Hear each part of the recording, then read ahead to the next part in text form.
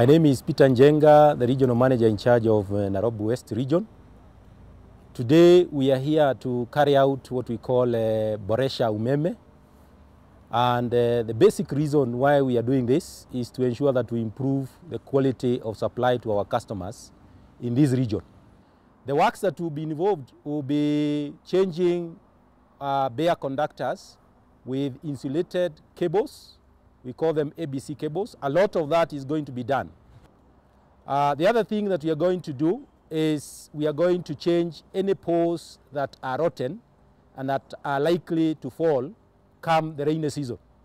So all those ones are going to be replaced.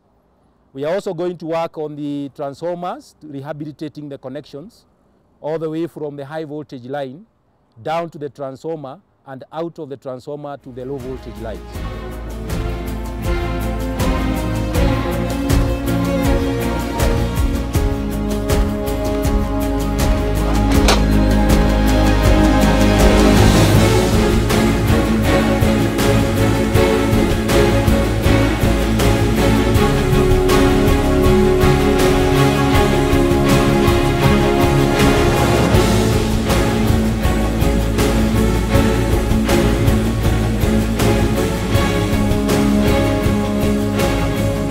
This is the ABC cable, the one I'm holding here.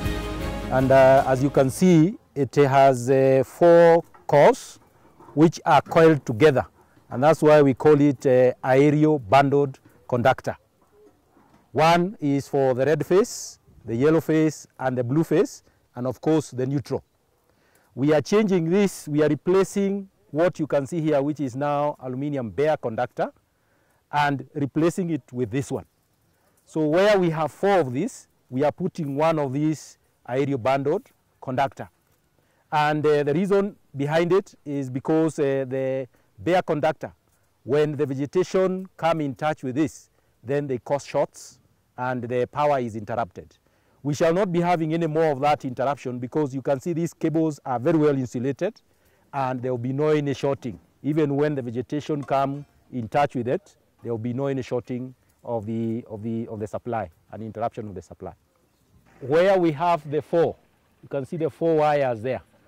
We are going to remove those 4 and run this one in place of those 4. Yeah. And when you tighten here, it pierces through the insulation and touches the conductor itself, and therefore we are able to get the power to the houses.